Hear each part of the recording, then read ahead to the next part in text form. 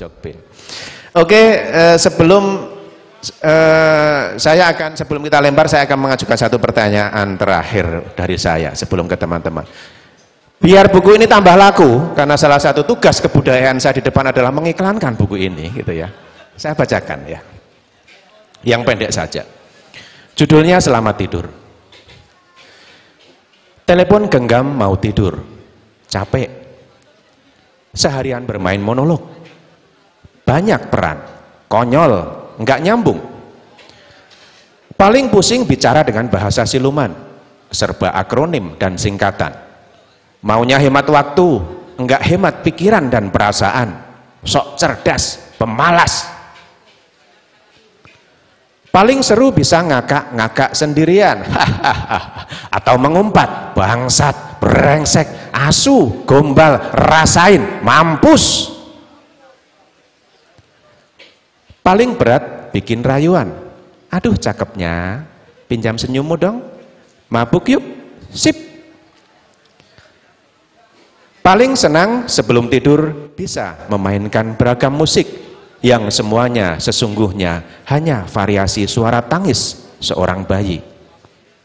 Beethoven, telepon genggam mau tidur, boleh dong pinjam telingamu yang tuli untuk menampung bunyi. Terima kasih, tepuk tangan dong ya. Tampak tidak bersemangat tepuk tangannya. Saya paling, ketika tadi siang saya baca ini, paling tercekat itu memang membaca paragraf terakhir. Apa istilahnya kalau paragraf ya? Kalau bait terakhir. Saya sampai lupa ya istilahnya bait. Boleh dong pinjam telingamu yang tuli untuk menampung bunyi. Itu kan dahsyat banget. Keren sekali ya, keren sekali. Saya langsung ingat bagaimana Mas Jokpin menggambarkan perjumpaan entah imajinatif entah realnya dengan Sapardi Djoko Damono di rumahnya, di rumah Sapardi. Lalu di saat itu Mas Jokpin melihat dari kejauhan seorang Sapardi memakai kaos bertuliskan kita adalah cinta yang berjihad melawan trauma, gitu kan sih? Kita adalah cinta yang berjihad melawan trauma. Ini sebenarnya puisi Mas Jokpin sendiri. Nah, di situ saya ingin melarikan kepada Sapardi. Inspirasi yang meledakkan spirit, semangat, dan mungkin tekad seorang Djoko Pinurbo untuk berpuisi itu adalah Sapardi. Tadi sudah disampaikan di depan. Bagaimana bercerita tentang dukamu abadi dan sebagainya. Lalu obsesi untuk foto bersama Sapardi dan lain-lain begitu ya. Saya pengen tanya gini Mas. Ketika sekarang ini ya dengan pemaknaan puisi yang sangat bisa eksperimentatif seperti ini, lalu seberapa jauh dan seberapa penting seorang sastrawan, seorang penyair atau calon penyair itu menempatkan bacaan-bacaannya, bacaan-bacaan puisinya. Jangan-jangan sebenarnya kita nggak perlu baca dan langsung bisa baca puisi. Ini kan momen yang kalau Mas Jokpin sendiri secara sangat spesifik itu menyebut momen yang benar-benar mengubah hidupnya adalah momen ketika dia membaca potongan sajak dari Sapardi. Itu momennya. Sementara kalau saya ngobrol dengan banyak teman, para penulis-penulis yang milenial, yang rapuh-rapuh itu termasuk saya tentu saja. Itu tidak pernah secara spesifik menemukan buku apa yang mengubah, nggak ada gitu ya. Ya baca gitu aja, nulis dan sebagainya. Tapi tidak pernah ada yang benar-benar. Lalu seberapa penting sebenarnya bacaan itu dalam proses kreatif? Begitulah kira-kira, matur nuwun. Ya, ini pertanyaan bagus ya.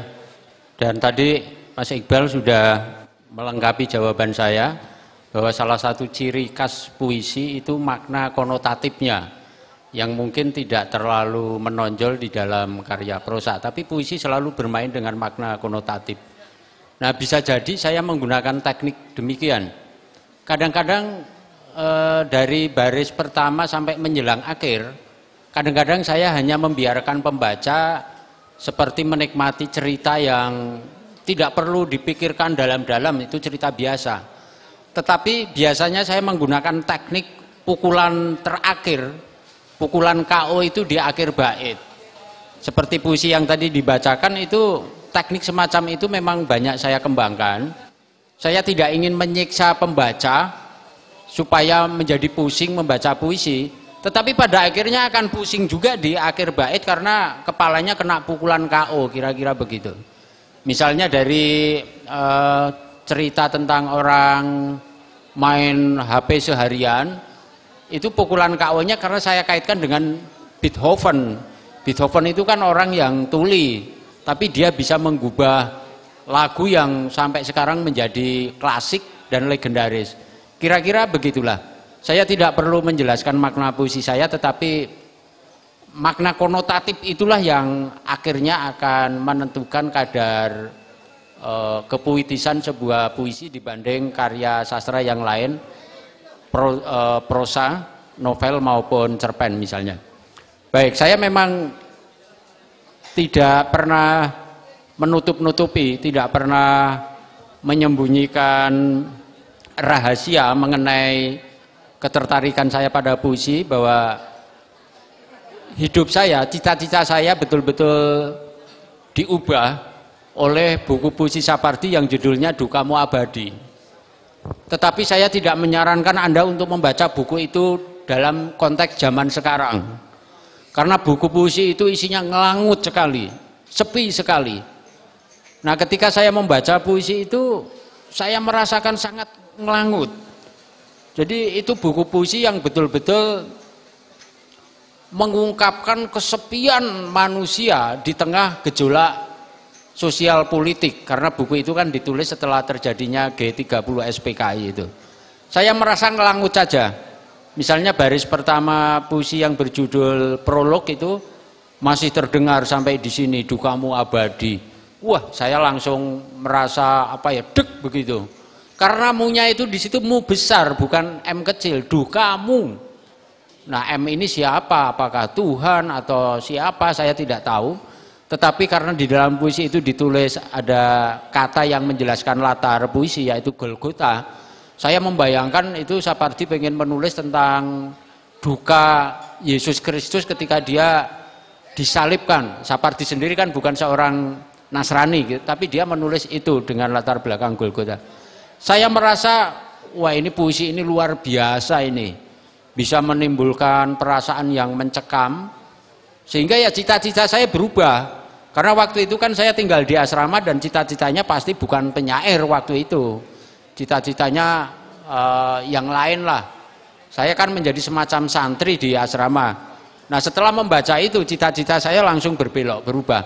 Saya pengen menjadi penulis puisi yang bisa membuat orang merasa deg begitu ketika membaca puisi. Kira-kira begitu. Dan memang saya menjadi penulis karena membaca. Jadi karena pengaruh buku-buku yang saya baca. Sebelum bersentuhan dengan puisi Sapardi, tentu saya sudah banyak bersentuhan dengan puisi Indonesia, yaitu lewat Chairil Anwar, Amir Hamzah, terutama dua orang itu. Tetapi waktu itu saya masih punya kesan yang agak saya masih agak ragu karena itu tadi, ketika saya membaca Amir Hamzah dan Chairil, kok puisi menjadi membuat saya pesimis terhadap hidup ini.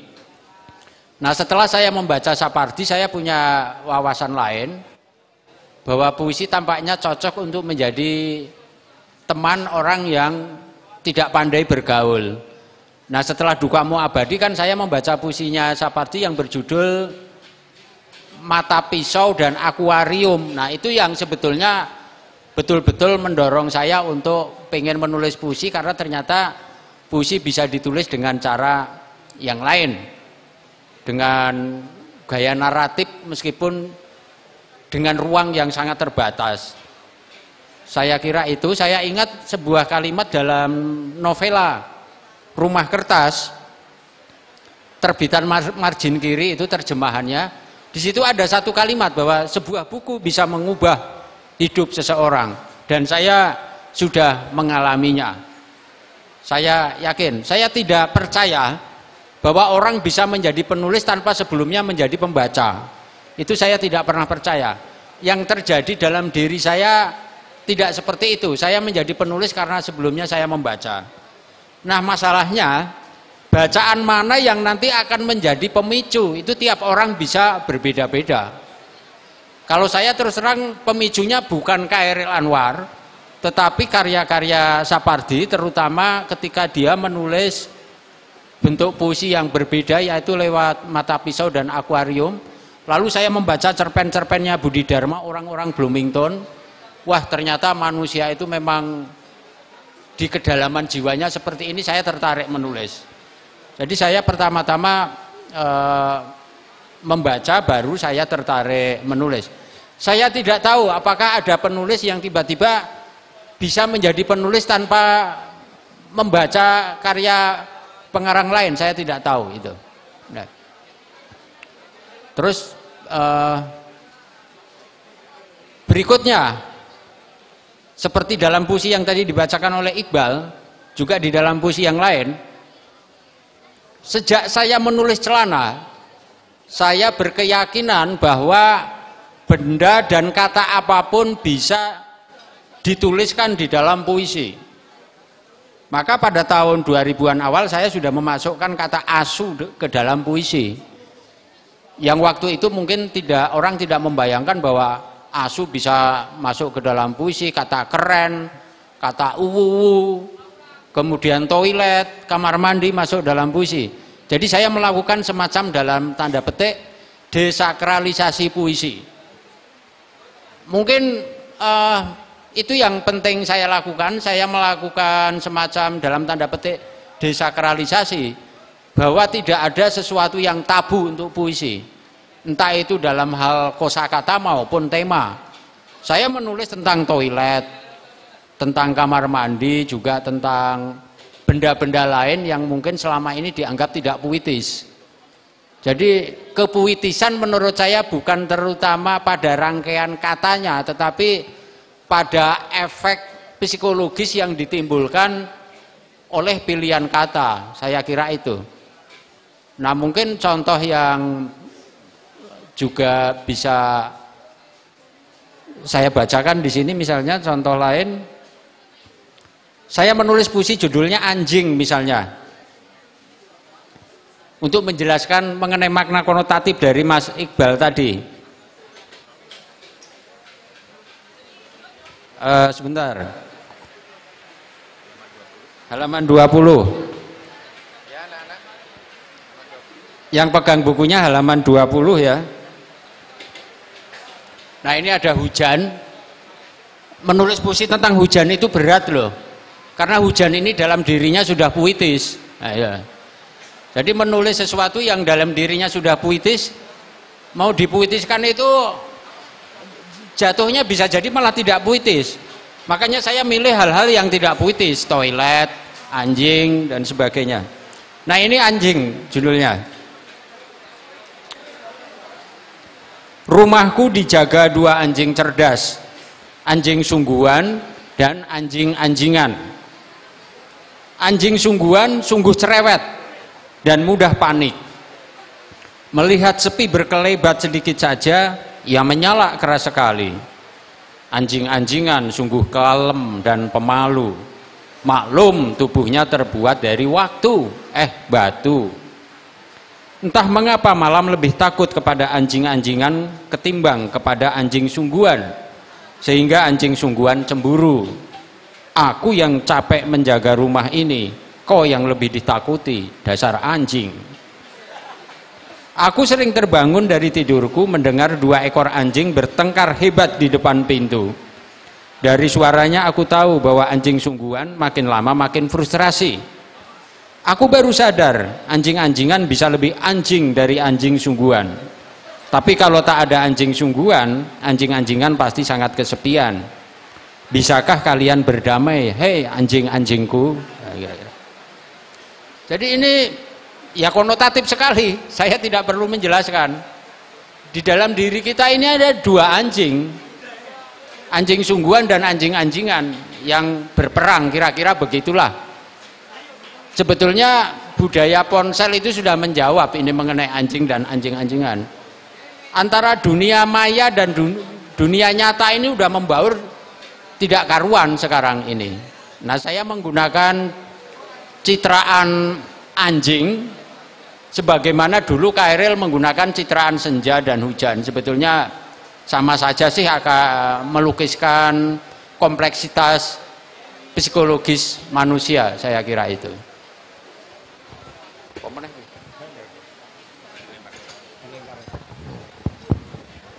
Baik, ada setidaknya 3 kata kunci dari yang disampaikan Mas Jokbin barusan.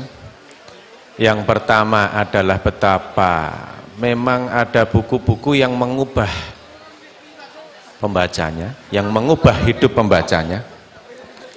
Lalu ada juga tadi ya tentang desakralisasi puisi, betapa puisi kalau dalam makna klasiknya, makna mainstreamnya itu bermain-main dengan apa? Dengan kata-kata yang rumit, ruwet dan adiluhung, sehingga tidak memberikan ruang bagi entitas-entitas yang tampak remeh-temeh sebangsa toilet dan sandal jepit begitu. Lalu yang ketiga tadi ada dek tadi ya, ada momen puitik sekaligus momen magis yang mengubah gitu. Tadi saya kan sudah menyampaikan ketika saya membaca Beethoven, telepon genggam mau tidur. Boleh dong pinjam telingamu yang tuli untuk menampung bunyi. Itu saya langsung makdek gitu. Jadi jangan kaget kalau seminggu ke depan saya meluncurkan buku puisi saya ya. Basa-basi harus menerbitkannya.